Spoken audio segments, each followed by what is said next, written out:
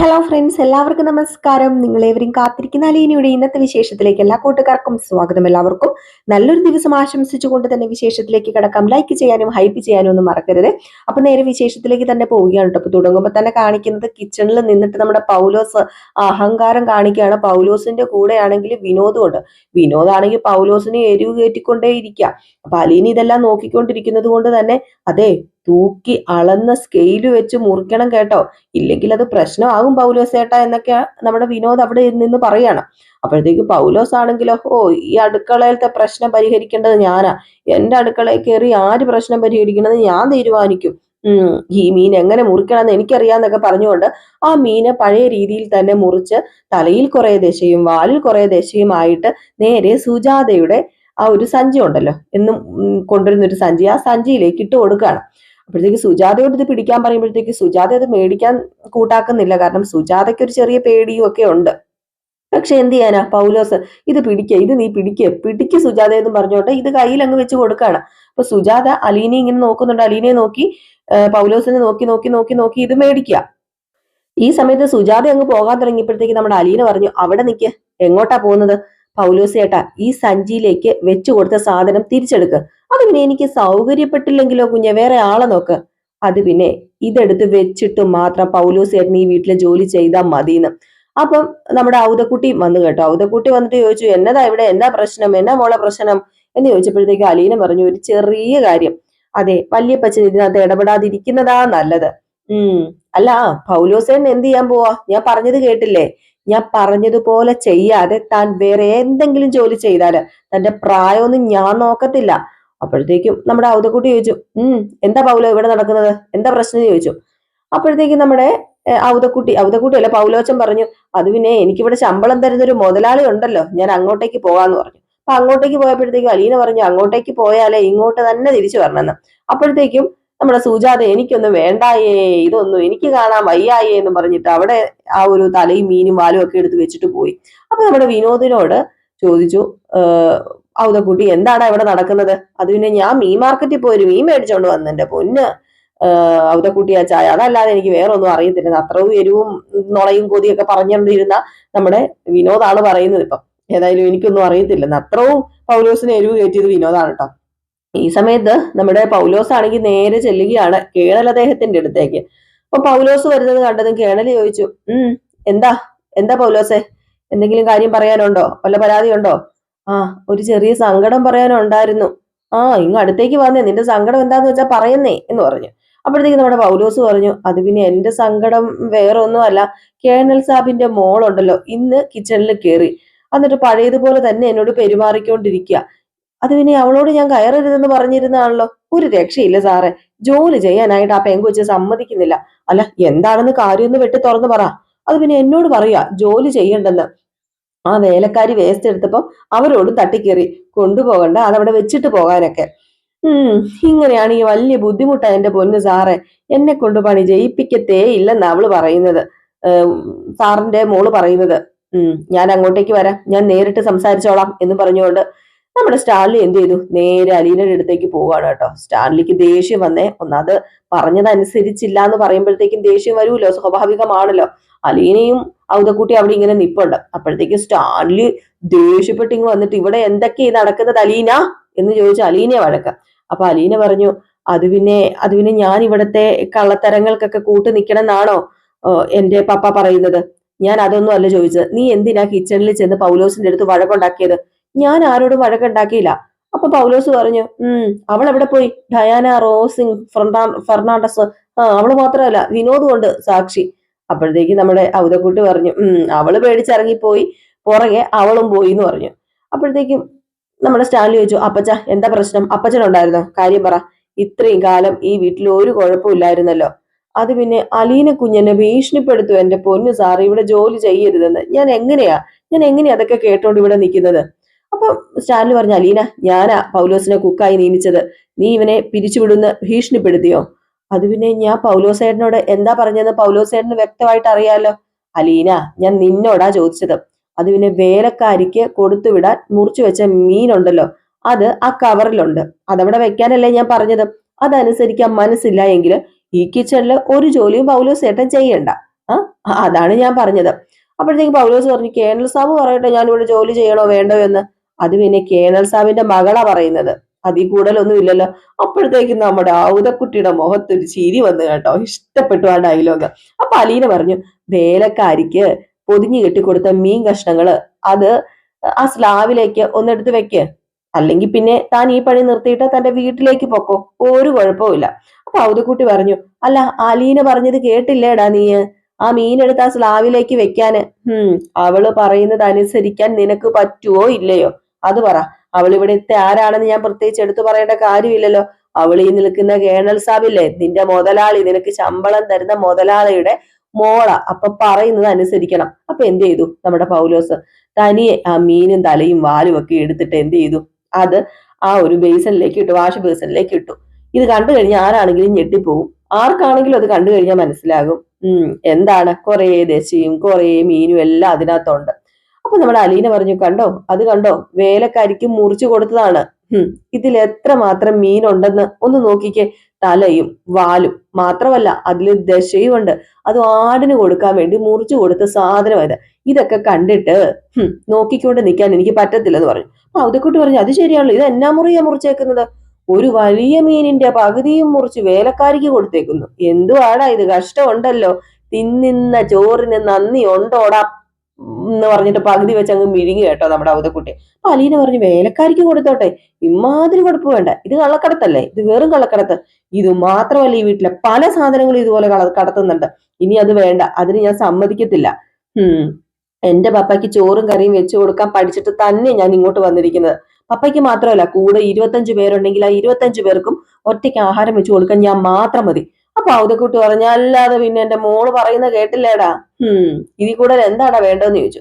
എന്നിട്ട് നമ്മുടെ അലീന നേരെ സ്റ്റാൻലിയുടെ അടുത്ത് ചെന്നിട്ട് പറഞ്ഞു, സോറി പപ്പ, ഇവിടെ ഉള്ളവര് പപ്പയെ പറ്റിച്ചോണ്ട് പോകുന്നത് അത് കൈ കെട്ടി നോക്കി നിൽക്കാൻ എന്നെ കൊണ്ട് പറ്റത്തില്ല. എതിർത്തിരിക്കും ഈ അലീന. പപ്പ എന്നെ ഇവിടുന്ന് പറഞ്ഞയച്ചാലും കുഴപ്പമില്ല, ഇങ്ങനെ എന്റെ പപ്പനെ ചൂഷണം ചെയ്യുന്നത് കാണാൻ എനിക്ക് പറ്റില്ല എന്ന് പറഞ്ഞിട്ട് അലീന അങ്ങ് പോവുകട്ടോ ചെയ്യുന്നത്. കാര്യങ്ങളൊക്കെ ഏകദേശം നമ്മുടെ സ്റ്റാൻലിക്ക് പിടികിട്ടിയിട്ടുണ്ട്. അപ്പോഴത്തേക്കും ഔതക്കുട്ടി ചോദിച്ചു, ലാലിച്ച നീ ഇത് കണ്ടോ? ഇവൻ കാണിച്ചു വെച്ചത് എന്നാന്ന് നിനക്ക് മനസ്സിലായല്ലോ. ഇവനെ ഒന്നും ഊണിലും ഉറക്കത്തിലും വിശ്വസിക്കാൻ കൊള്ളത്തില്ല, ഇവനൊക്കെ അങ്ങനെയാ. അപ്പൊ നമ്മുടെ സ്റ്റാൻലി പറഞ്ഞു, മതി മതി, ഇനി കൂടുതലൊന്നും സംസാരിക്കേണ്ട ആരും. പൗലോസിന്റെ ജോലി പോയി ചെയ്യ. അതുപോലെ അപ്പച്ചൻ അവിടെ എങ്ങനെ പോയിരിക്കും എന്ന് പറഞ്ഞിട്ട് നമ്മുടെ സ്റ്റാൻലി അങ്ങ് പോവുക ചെയ്യുന്നത്. ഏതായാലും ഈ സമയത്ത് നമ്മുടെ ഔതക്കുട്ടി അങ്ങനെ വെറുതെ പോയാൽ മോശമല്ലേ. അങ്ങനെ ഔതക്കുട്ടി പറഞ്ഞു, അതെ, ഇപ്പൊ നിനക്ക് ശരിക്കും മനസ്സിലായോ അലീന ആരാണെന്ന്? എന്റെ മകന്റെ മോളാണവള്. അവളെ തൊട്ട് കളിച്ചാൽ നിനക്ക് വിഷയമാണേ, അതുകൊണ്ട് മറന്നു പോകാതെ കുറിച്ചു വെച്ചോ നീ എല്ലാന്നും പറഞ്ഞിട്ടാണ് നമ്മുടെ ഔതക്കുട്ടി ചൈന അവിടെ നിന്ന് പോകുന്നത്. ഏതായാലും പൗലോസ് 3G ആയി അവിടെ നിപ്പുണ്ട്. ഇതൊക്കെ കഴിഞ്ഞ് പിന്നെ കാണിക്കുന്ന സീൻ എന്ന് പറഞ്ഞിട്ടുണ്ടെങ്കിൽ നമ്മുടെ അലീന റൂമിൽ ഇരിക്കുകയാണ്.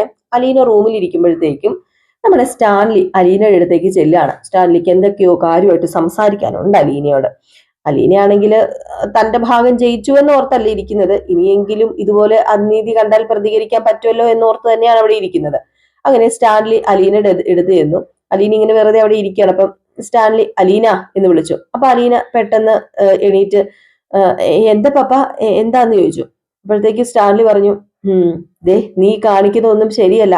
ദേ നിന്നോട് ഞാൻ എന്താ പറഞ്ഞത്, അടുക്കളയിൽ കയറരുതെന്ന് ഞാൻ പറഞ്ഞായിരുന്നില്ലേ? ഓ അതോ, അത് പിന്നെ പൗലോസിനോട് വഴക്കിന് പോകരുതെന്ന് ഞാൻ പറഞ്ഞതല്ലേ, അത് നീ ഓർക്കുന്നില്ലേ? ഞാൻ ആരോടും വഴക്കിനൊന്നും പോയിട്ടില്ല പപ്പ, പപ്പയുടെ തോന്നലാ അതൊക്കെ.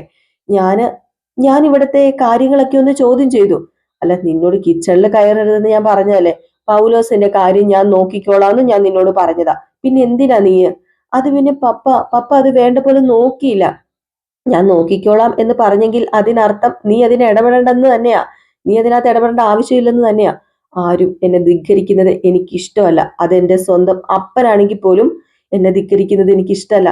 അത് പിന്നെ ഞാൻ എന്തെങ്കിലും തെറ്റ് ചെയ്തിട്ടുണ്ടെങ്കിൽ അത് പപ്പ പറ. തെറ്റ് ചെയ്തോ ഇല്ലയോ എന്നുള്ളതൊന്നും അല്ല പ്രശ്നം. നീ അനുസരണക്കേട് കാണിച്ചു, അതാണ് ഇവിടുത്തെ പ്രശ്നം. ആവശ്യമില്ലാത്ത കാര്യങ്ങളിൽ സ്ത്രീകൾ ഇടപെടുന്നത് എനിക്ക് പണ്ട് മുതലേ ഇഷ്ടമല്ല. ഞാൻ അതിനെ അവഗണിക്കുന്ന കൂട്ടത്തില. അതിന് ആവശ്യമില്ലാത്ത കാര്യത്തിലല്ലല്ലോ ഞാൻ ഇടപെട്ടത്. കിച്ചണിലെ ജോലിക്കാരെല്ലാവരും കൂടി ഒറ്റക്കെട്ടായിട്ട് നിന്റെ പപ്പനെ ചൂഷണം ചെയ്യുക, അത് ഞാൻ ചോദ്യം ചെയ്യൂ. അതാണോ തെറ്റ്? അവരെല്ലാം വളരെ വർഷങ്ങളായിട്ട് എന്റെ കൂടെ നിൽക്കുന്നവരാണ്. അവരുടെ ജോലി അവർ കൃത്യമായിട്ട് ചെയ്യും. അതെനിക്ക് നന്നായിട്ട് അറിയാം. അത് പപ്പയുടെ തെറ്റിദ്ധാരണയാ. അവര് ജോലി കൃത്യമായിട്ട് ചെയ്യുന്നില്ല പപ്പ. അതുകൊണ്ടാണല്ലോ ഞാൻ അതിൽ ഇടപെട്ടതും എനിക്ക് ഇടപെടേണ്ടി വന്നതും. കേടായ പച്ചക്കറി എടുത്ത് കളഞ്ഞത് കൊണ്ടോ, അതുപോലെ മീനിന്റെ തല അല്പം കൂടുതൽ മുറിച്ചത് കൊണ്ടോ ഈ സ്റ്റാൻലി ജോസഫിന്റെ ജീവിതത്തിൽ പ്രത്യേകിച്ച് ഒന്നും സംഭവിക്കത്തില്ല എന്ന് നീ മനസ്സിലാക്കണം അലീന. അതിനേക്കാളും ഒക്കെ വലുതായിട്ടുള്ള പ്രശ്നങ്ങൾ എന്റെ ജീവിതത്തിൽ ഒരുപാട് സംഭവിച്ചിട്ടുണ്ട്. അതും നീ മനസ്സിലാക്കണം. അതൊക്കെ തരണം ചെയ്തിട്ടാണ് ഈ സ്റ്റാൻലി ജോസഫ് ഇവിടെ നിൽക്കുന്നത്. ആ ദേ, ഞാൻ ഒരു കാര്യം പറയാം. ഇവിടത്തെ കാര്യങ്ങൾക്ക് ഒരു റൊട്ടീനുണ്ട്. ചിലപ്പം ചില നഷ്ടങ്ങൾ സംഭവിച്ചെന്ന് വരാം. അതിലൊക്കെ കയറി ഇടപെട്ട് നീ എനിക്ക് കൂടുതൽ ലാഭമൊന്നും ഉണ്ടാക്കി തരണ്ട. അതുകൊണ്ട് എനിക്കൊന്നും നേടാനുമില്ല. കുളത്തിലേക്ക് ഒരു കപ്പ് വെള്ളം കൂടി ഒഴിച്ചു കഴിഞ്ഞിട്ടുണ്ടെങ്കിൽ എന്താകാനാ? പപ്പയ്ക്ക് ഇതൊക്കെ നിസ്സാരമായിട്ട് തോന്നുന്നത് അത്രയധികം സ്വത്തുള്ളത് കൊണ്ടായിരിക്കും പപ്പ. അലീന, അവരെന്തെങ്കിലും ചെയ്തോട്ടെ. അവർ സന്തോഷത്തോടു കൂടി ജോലി ചെയ്തില്ല എങ്കിൽ നമുക്ക് വെച്ച് വിളമ്പി തരുന്ന ഭക്ഷണത്തിന്റെ ടേസ്റ്റ് കുറഞ്ഞു പോകും. അവരൊരല്പം ഉപ്പ് കൂടുതൽ ഇട്ടാല്, ഒരു സ്പൂണ് മുളക് പൊടി, അതുപോലെ പുളി, മധുരം, ഇതൊക്കെ കൂടുതൽ ഇട്ട് കഴിഞ്ഞിട്ടുണ്ടെങ്കിൽ തീർന്നില്ലേ? ഇതൊക്കെ പാകത്തിന് ഇട്ടില്ലെങ്കിൽ കഴിക്കാൻ പറ്റുമോ? അല്ല, അതൊക്കെ അവര് കൃത്യമായിട്ട് വേണ്ട പോലെ ചേർത്ത് പാചകം ചെയ്ത് തരാനല്ലേ നമ്മൾ അവർക്ക് ശമ്പളം കൊടുക്കുന്നത് പപ്പ. അത് അവര് ചെയ്യുന്നുണ്ടല്ലോ മോളെ. ദേ, നീ അതിലൊന്നും ഇടപെടുന്നത് എനിക്കിഷ്ടമല്ല. നിന്നെ ഞാൻ ഇവിടെ കൊണ്ടുവന്നത് ഇവിടുത്തെ അടുക്കളക്കാരി നോക്കാനല്ല. അത് നീ മനസ്സിലാക്കിക്കോ. ദേ, ഇവിടെ എന്റെ മോളായിട്ടാ കൊണ്ടുവന്നത്. നിനക്ക് സുഖമായിട്ട് താമസിക്കാനുള്ള എല്ലാ സൗകര്യവും ഞാൻ ഇവിടെ ഒരുക്കി തന്നിട്ടുണ്ട്. എല്ലാ സുഖ സൗകര്യവും അതിലുണ്ട്. നിനക്ക് ഇനി എന്തെല്ലാം വേണം അത് നീ എന്നോട് പറഞ്ഞാൽ മതി. അതെല്ലാം ഞാൻ നിനക്ക് മേടിച്ചു തരാം. നിനക്ക് ഇതിൽ കൂടുതൽ സുഖ സൗകര്യങ്ങൾ വേണോ? അതെല്ലാം ഞാൻ നിനക്ക് കൊണ്ടുതരാം. അല്ലാതെ നീ എന്നെ ധിക്കരിക്കുന്നത് അതെനിക്ക് ഇഷ്ടമല്ല. അത് ഞാൻ അംഗീകരിച്ച് തരില്ല. നിനക്ക് എവിടെയൊക്കെ പോകണം, ഞാൻ നിന്നെ ഈ ലോകം മുഴുവൻ കൊണ്ട് നടന്ന് കാണിക്കാം. ചുറ്റി സഞ്ചരിക്കാം നമുക്ക്. ഞാൻ കൊണ്ടുപോകാം നിന്നെ. അതുപോലെ നിനക്ക് പാസ്പോർട്ട് ഉണ്ടോ? ഇല്ലെങ്കിൽ നമുക്കത് എടുക്കാം. അതുപോലെ തന്നെ നിനക്ക് ഡ്രൈവിംഗ് അറിയാമോ? ഇല്ലെങ്കിൽ നമുക്ക് ഡ്രൈവിംഗ് പഠിച്ച് ലൈസൻസ് എടുക്കണം. അതിനും പഠിപ്പിച്ച് നമുക്ക് സെറ്റാക്കാം. എന്തൊക്കെ സുഖ സൗകര്യങ്ങൾ നിനക്ക് വേണമെന്ന് പറയലീനെ, ഞാൻ നിനക്ക് ശരിയാക്കി തരാം. അന്റാർട്ടിക്ക പോണോ നിനക്ക്? അത് പിന്നെ അതൊക്കെ പിന്നെ മതി, ഇപ്പം വേണ്ട. ആദ്യം എനിക്ക് ഇവിടുത്തെ അടുക്കള പോയി വരാനുള്ളൊരു സ്വാതന്ത്ര്യം എനിക്ക് പപ്പ താ. അത് മതി എനിക്ക്. അത് തരുന്നില്ലെങ്കിൽ പിന്നെ വേറെ ഒന്നും എനിക്ക് പപ്പ തരണ്ട. ഓ അലീന, നീ ഇത്ര സില്ലി ആകരുത് അലീന. നീ എന്തിനാ സില്ലി ആവുന്നത്? നിനക്കൊരു രാജകുമാരിയെ പോലെ ജീവിക്കാനുള്ള എല്ലാ സൗകര്യങ്ങളും ഞാൻ നിനക്ക് ഒരുക്കി തരുന്നുണ്ട്. നീ അങ്ങനെയാണ് സ്വയം കരുതേണ്ടതും ജീവിക്കേണ്ടതുമൊക്കെ. അല്ലാതെ നീ കിച്ചണിൽ കയറി അടുക്കള ജോലിക്കാരോട് പിച്ചക്കണക്ക് പറഞ്ഞ് അവരോട് തർക്കിച്ചും വഴക്കുണ്ടാക്കിയും നീ നിന്റെ വില കുറച്ച് കളയരുത് അലീന. എന്തിനാ വെറുതെ? അത് പിന്നെ ഇവിടെ എന്റെ വില എന്താണെന്ന് എനിക്ക് തന്നെ അറിയത്തില്ല പപ്പ. എന്തായാലും പൗലോസേട്ടന്റെ കീഴിലാണ് പപ്പ എന്നെ കാണുന്നതെന്ന് എനിക്ക് നന്നായിട്ട് മനസ്സിലായി. അതല്ല അലീന വാസ്തവം. ഞാൻ ക്ലബിലോ ടൗൺ ഹാളിലോ ഒരു വലിയ ഗെറ്റ് ടുഗദർ നടത്തി അവിടെ വെച്ച് ഡിക്ലൈൻ ചെയ്യാൻ തീരുമാനിച്ചിരിക്കുക ഈ അലീന എന്ന പെൺകുട്ടി എന്റെ മകളാണെന്ന്. അതിനുള്ള കാര്യങ്ങളൊക്കെ ഞാൻ ചെയ്തുകൊണ്ടിരിക്കുക. ഇത് കേട്ടതോ അലീന അങ്ങ് ഷോക്കായി പോയിട്ടോ. അങ്ങ് എന്തോ പോലെ ആയിപ്പോയി. അപ്പൊ നമ്മുടെ സ്റ്റാൻലി പറഞ്ഞു, ദേ അലീന, ഞാൻ നിനക്ക് കൽപ്പിച്ചിരിക്കുന്ന വില എന്താണെന്ന് ഇപ്പൊ നിനക്ക് മനസ്സിലായി കാണുമല്ലോ. അപ്പൊ അലീന അങ്ങ് കരയാൻ തുടങ്ങിട്ടോ. അലീനയുടെ കണ്ണൊക്കെ നിറഞ്ഞു. അലീന ഒന്നും അല്ലാതായി പോയി സ്റ്റാൻലിയുടെ മുമ്പില്. അപ്പൊ നമ്മുടെ സ്റ്റാൻലി പറഞ്ഞു, ദേ ഞാനൊരു കാര്യം പറഞ്ഞാൽ നീ അനുസരിക്കണം. ഇവിടുത്തെ ജോലിക്കാരെല്ലാം അനുസരണ തന്നെയാ. ഞാൻ കിച്ചണിൽ പോയി വഴക്കുണ്ടാക്കരുതെന്ന് നിനക്ക് വാണിംഗ് തന്നതല്ലേ? എന്നിട്ട് നീ എന്ത് ചെയ്തു? നീ വീണ്ടും കിച്ചണിൽ പോയി വഴക്കുണ്ടാക്കി. അപ്പൊ നീ എന്താ ചെയ്തത്? എന്നെ അനുസരിച്ചില്ല, എന്നെ ധിക്കരിച്ചു. എന്റെ ജോലിക്കാർ എന്ത് വിചാരിച്ചു കാണും? ഈ സ്റ്റാൻലി പറഞ്ഞാല് സ്വന്തം മകൾ പോലും ധിക്കരിക്കുമെന്ന് അല്ലേ? അങ്ങനെയല്ല അവർ കരുതുന്നത്. നീ എന്നെ അനുസരിക്കാതെ വീണ്ടും കിച്ചണിൽ പോയി വഴക്കുണ്ടാക്കിയപ്പം അവരുടെ മുന്നിൽ ഞാൻ വെറും കൊച്ചായി പോയില്ലേ? ഞാൻ ചെറുതായി പോയില്ലേ? ഇത് കേട്ടപ്പോ വീണ്ടും നമ്മുടെ അലീനയ്ക്ക് സങ്കടം വന്നു. അലീന പറഞ്ഞു, സോറി പപ്പ, സോറി. ഇനി ഞാൻ ആവർത്തിക്കത്തില്ല. ഇനി ഇങ്ങനെ ഉണ്ടാവത്തില്ല.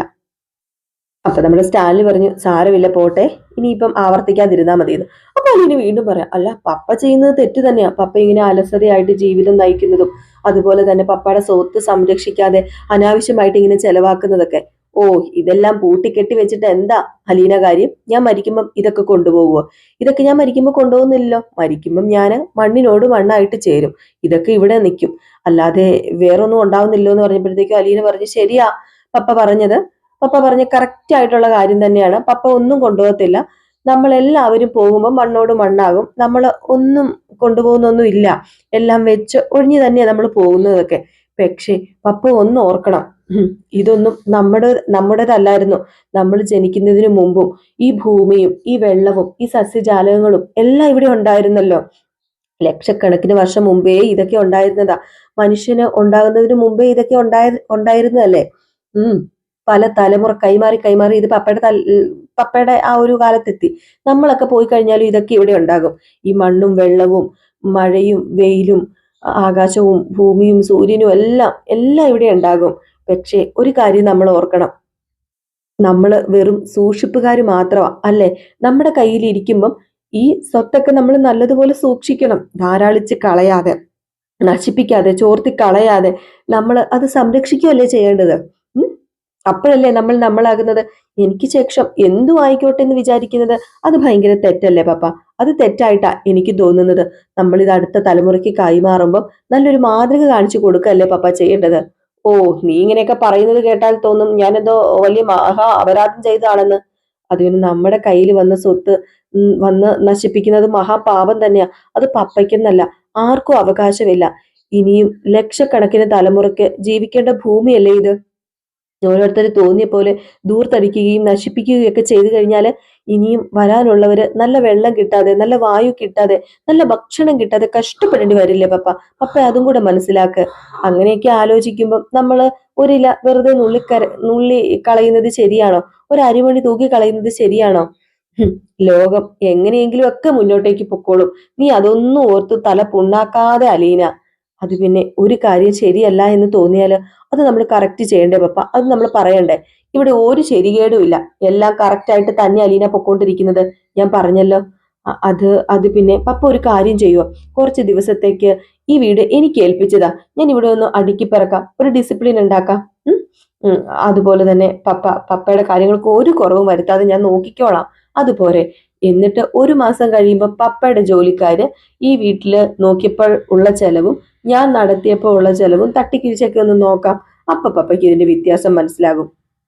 പിന്നെ ഒരു കാര്യം ചെയ്യണം, അതിൽ വന്നൊരു ഡിഫറൻസ് ഉണ്ടല്ലോ, അതിൽ എത്ര രൂപയാണോ ലാഭം വന്നത് അത് എനിക്കിതാ. അങ്ങനെ മുന്നോട്ടേക്ക് പോവുകയാണെങ്കിൽ എനിക്കും കുറച്ച് പണം സമ്പാദിക്കാനായിട്ട് പറ്റുമല്ലോ പപ്പ. അപ്പോഴത്തേക്ക് നമ്മുടെ സ്റ്റാൻലി ഒരു ചിരി കേട്ടോ. സ്റ്റാൻലി പറഞ്ഞു, നിനക്ക് എത്ര രൂപയാ ലീന വേണ്ടത്? അത് ഞാൻ നിനക്ക് തരാം. എന്നോട് ചോദിക്ക് നീ. 1 ലക്ഷം, 2 ലക്ഷം, 10 ലക്ഷം, അതോ ഇനി 20 ലക്ഷം വേണോ, അതോ കോടി വേണോ? നീ എത്ര ചോദിച്ചാലും ഞാൻ തരും. ഓഹ്, എനിക്ക് പണമൊന്നും വേണം. പപ്പയുടെ പണമൊന്നും വേണമായിട്ടല്ല, 1 രൂപ പോലും എനിക്ക് പപ്പയുടെ പണം ആവശ്യമില്ല. സിയലീന, എന്നോട് തർക്കിക്കാൻ വരുന്നവരെ എനിക്കിഷ്ടല്ല. എന്നെ ഉപദേശിക്കാനോ പഠിപ്പിക്കാനോ വരുന്നവരെ എനിക്ക് തീരെ ഇഷ്ടമല്ല. അത് നീ മനസ്സിലാക്ക്. അനുസരണ, അതാണ് അതാണ് ഒരു പെൺകുട്ടിക്ക് അത്യാവശ്യമായിട്ട് വേണ്ട ഒന്ന്. ആ അനുസരണ നിനക്ക് വേണം. ഓ, അങ്ങനെയാണെങ്കിൽ എന്നെ ഏതെങ്കിലും പട്ടിക്കൂട്ടിൽ ഇട്ട് അടയ്ക്ക്. അതിനകത്ത് ഞാൻ കിടന്നോളാം. ഞാൻ പുറത്തിറങ്ങുന്നതേ ഇല്ല.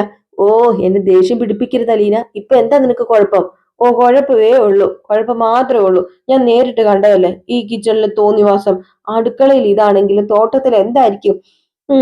ദേ, ശരിക്കും തട്ടിപ്പും വെട്ടിപ്പും ഇവിടെ നടക്കുന്നുണ്ടായിരിക്കും, അതെനിക്കറിയാം. ഓ, അതൊക്കെ ഞാൻ വേണ്ട പോലെ ശ്രദ്ധിക്കുന്നുണ്ട് അലീന. കുറച്ചൊക്കെ നമ്മൾ അവരെ വിശ്വസിക്കണം. എങ്കിലേ അവര് നന്നായിട്ട് ജോലി ചെയ്യത്തുള്ളൂ. അത് നീ മനസ്സിലാക്കുക. അത് പിന്നെ നന്നായിട്ട് ജോലി ചെയ്യുന്നൊന്നുമില്ല. കുറച്ചു മുമ്പ് പപ്പ പറഞ്ഞില്ലേ, അവരെ സന്തോഷിപ്പിച്ചില്ല എങ്കിൽ അവർ കറിയിൽ ഉപ്പ് കൂടുതലിടുന്ന്, കാപ്പിയിൽ പഞ്ചസാര കോരിയിടുമെന്ന്, എരിവും പുളിയും വേണ്ട രീതിയിൽ ചേർക്കത്തില്ലെന്ന്. നന്നായിട്ട് ജോലി ചെയ്യണമെന്ന് പറയുമ്പം കയ്യിൽ ഉപ്പ് വാരി ഇടുന്നവന് നന്ദി ആത്മാർത്ഥത ഉണ്ടാവുമോ പപ്പ?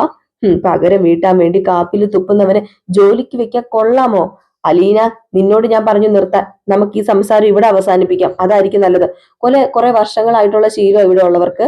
ഞാനോ പിശുക്ക് ജീവിച്ചിട്ടൊന്നുമില്ല. അങ്ങനെ ധാരാളം വിഭവം നിറഞ്ഞ ഊണുമേശയിലാണ് ഞാൻ ഭക്ഷണം കഴിച്ച് ശീലിച്ചിട്ടുള്ളത്. അതില് എത്ര ഭാഗം ഉപയോഗിക്കുന്നു, എത്ര ഭാഗം വേസ്റ്റ് ആയി പോകുന്നു എന്നൊന്നും ആലോചിച്ച് ഞാൻ തല പുണ്ണാക്കാറില്ല, പുകയ്ക്കാറില്ല. ഇത് കേട്ടപ്പോ നമ്മുടെ അലീന പറഞ്ഞു, പപ്പ ഇത്രയും പറഞ്ഞത് കൊണ്ട് മാത്രം ഞാൻ പറയാതെ വിട്ടത്. തെറ്റായി പോയെങ്കിൽ ക്ഷമിക്കണം പപ്പ.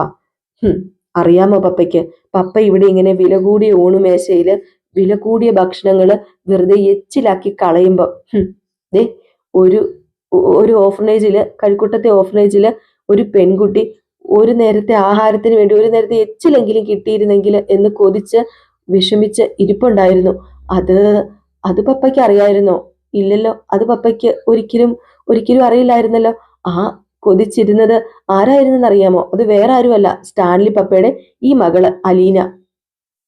ഏതായാലും ഇത് കേട്ട് കഴിഞ്ഞപ്പോഴത്തേക്കും നമ്മുടെ സ്റ്റാൻലിയുടെ പിരി വെട്ടിപ്പോയിട്ട്. അപ്പൊ ഈ ഒരു സീൻ കാണിച്ച ഇന്നത്തെ വിശേഷം അവസാനിക്കുന്നത്. അപ്പൊ എല്ലാവരും കാത്തിരിക്കുക അടുത്ത വിശേഷവുമായിട്ട് കാണാം. Tata bye bye. ലൈക്ക് ചെയ്യാനും ഹൈപ്പ് ചെയ്യാനും മറക്കല്ലേ.